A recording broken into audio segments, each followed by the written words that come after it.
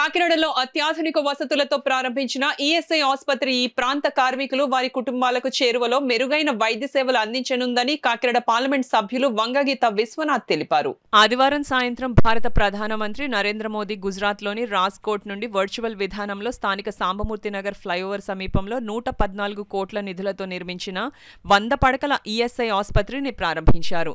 ఈ సందర్భంగా ఆసుపత్రి ప్రాంగణంలో ఏర్పాటు చేసిన ప్రారంభోత్సవ వేడుకలకు Kakinada MP Vanga Geetha, MLC Karri Padmasri, Kakinada city MLA Dwarampudi Chandrasekhar Reddy, Kakinada rural MLA Kurasala Kannababu, KUDA chairperson Ragireddy Chandrakala Deepthi, joint collector CV Praveenaditya, BJP రాష్ట్ర కార్యదర్శి కె కాశీ విశ్వనాథరాజు, జిల్లా అధ్యక్షులు చిలుకూరి రామ్ కుమార్ అతిథులుగా హాజరై ప్రధానమంత్రి ప్రసంగ ప్రత్యక్ష ప్రసారాన్ని తిలకించారు. ఈ సందర్భంగా ఎంపీ వంగగీత ప్రసంగిస్తూ పారిశ్రామిక సేవా రంగాలలో శరవేగంగా విస్తరిస్తున్న కాకినాడ ప్రాంతంలో కార్మికులు గతంలో వైద్య సేవల కొరకు రాజమండ్రిలోని ఈఎస్ఐ ఆసుపత్రికి వెళ్లవలసి వచ్చేదని, ఇప్పుడు కాకినాడలోనే రాష్ట్రంలోని అత్యాధునిక వసతులతో 100 పడకల ఆసుపత్రి ప్రారంభం కావడం సుమారు 60,000 మంది కార్మికులు వారి కుటుంబాల్లోని 2,50,000 మంది సభ్యులకు చేరువలోనే మెరుగైన వైద్య సేవలు అందుబాటులోకి వచ్చాయని సంతోషం వ్యక్తం చేశారు. కాకినాడ సిటీ ఎమ్మెల్యే ద్వారంపూడి చంద్రశేఖర్ రెడ్డి మాట్లాడుతూ కాకినాడలో ఈఎస్ఐ ఆసుపత్రి నిర్మాణంలో ఎంపీ వంగగీత అలుపెరగని కృషి చేశారని కొనియాడారు. కాకినాడ రూరల్ ఎమ్మెల్యే కురసాల కన్నబాబు మాట్లాడుతూ కాకినాడలో నిర్మితమైన ఈఎస్ఐ ఆసుపత్రి ద్వారా కోస్తా ప్రాంతంలోని కార్మికులకు మెరుగైన వైద్య సేవలు అందుబాటులోకి వచ్చాయని ఆనందం వ్యక్తం చేశారు. మాజీ ఎమ్మెల్సీ నల్లమిల్లి శేషారెడ్డి కార్మికులు వైద్యం కోసం సుదూర ప్రాంతాలకు వెళ్లనవసరం లేకుండా కాకినాడలో ఆసుపత్రి ప్రారంభించడం పట్ల హర్షం వ్యక్తం చేశారు.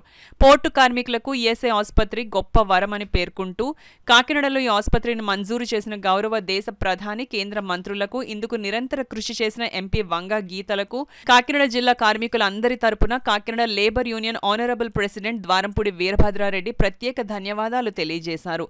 ఈ కార్యక్రమంలో south zone insurance commissioner Rajesh Kumar కైమ్, కాకినాడ ఈఎస్ఐ ఆసుపత్రి superintendent doctor M Radhika, DDM Padmapriya, వైద్యులు, ఇంజనీర్లు, ఈఎస్ఐ సిబ్బంది పాల్గొన్నారు. ఎమ్మెల్యే క్యాండిడేట్గా మేడం గారు రాబోయే ఎలక్షన్లో కంటెస్ట్ చేస్తున్నారు.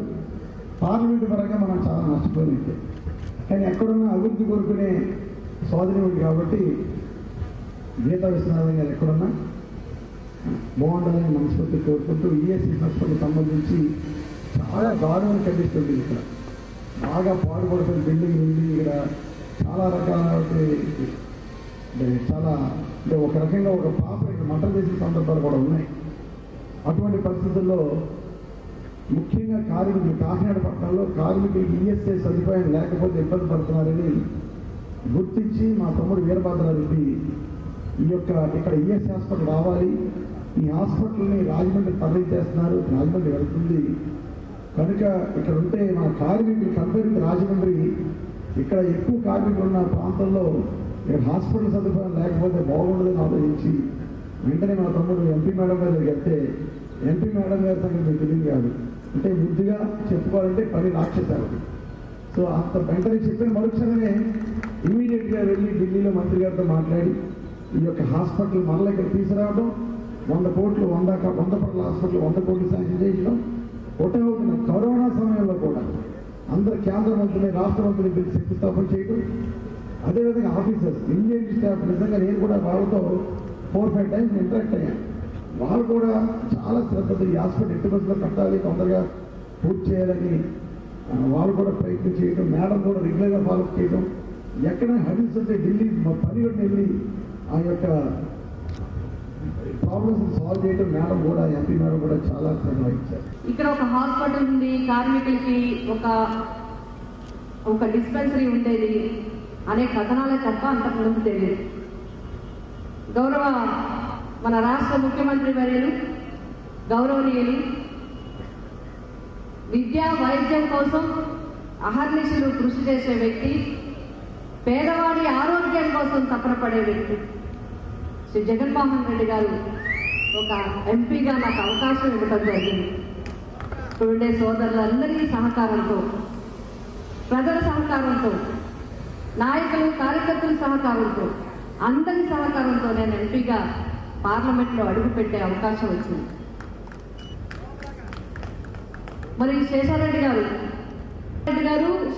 గారు మొట్టమొదట నాకు అసలు ఈ ఈఎస్ఐసి కార్మికుల గురించి, కార్మికుల ఆరోగ్య భద్రత గురించి వారి ఆరోగ్య ఫెసిలిటీస్ గురించి, ఈ హాస్పిటల్ యొక్క పరిస్థితుల గురించి, వారు రాజమండ్రి ప్రతిసారి వెళ్ళవలసి వస్తున్న ఇబ్బందుల గురించి ఆయన చాలా ప్రత్యేకంగా తీసుకున్నారు. ఇప్పుడే చెప్పారు 4,000 మంది పైన అక్కడ వారి దగ్గర జాబ్ చేసే వాళ్ళు ఉన్నారు. అదేవిధంగా సుమారు కుటుంబాలతో కలిసి 20,000 మంది ఉన్నారు. వీళ్ళందరి కోసం ప్రత్యేకంగా ఆయనకి లక్షల మీద స్టూడెంట్స్ ఉంటారు, లక్షల మీద పేరెంట్స్ ఉంటారు, ఇన్స్టిట్యూషన్స్ ఉన్నాయి, వేలాది మంది వారికి జాబ్ చేసే వాళ్ళు ఉంటారు. అయినప్పటికీ కూడా గొప్పతనం ఏంటంటే కార్మికుల కోసం ప్రత్యేకమైన శ్రద్ధ తీసుకుని వారి విషయాన్ని నా దృష్టికి తీసుకొచ్చారు.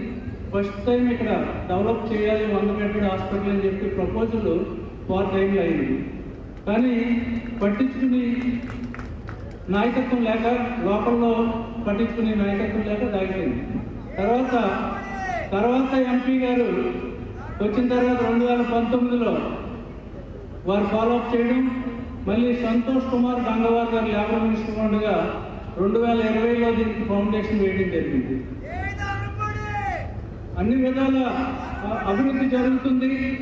ఈ రాష్ట్రంలో 7 ఈఎస్ఐ హాస్పిటల్ నూతనంగా నిర్మించబడుతున్నాయి. 3 ఉన్న హాస్పిటల్ రెన్యువేషన్ చేస్తున్నారు. 7లో కాకినాడ ఒకటి 114 కోట్లతో, విశాఖపట్నంలో 385 కోట్లతో మల్టీ స్పెషాలిటీ హాస్పిటల్ అది. అదేవిధంగా విజయనగరంలో 74 కోట్లతో నూతనంగా ఈఎస్ఐ హాస్పిటల్ వస్తుంది. ఇది కాకుండా గుంటూరు, వెనుగొండ, నెల్లూరు, అచ్యుతాపురం ఈ 4 ప్లేసెస్లో కూడా హాస్పిటల్స్ ఇంకా ఎస్టిమేషన్ పరిధిలో ఉన్నాయి. అంతేకాకుండా ఉన్న హాస్పిటల్ 3 హాస్పిటల్ కూడా రెన్యువేట్ చేయడం జరుగుతుంది. అది రాజమండ్రి 98 కోట్లతో రాజమండ్రిలో రెన్యువేషన్ అవుతుంది.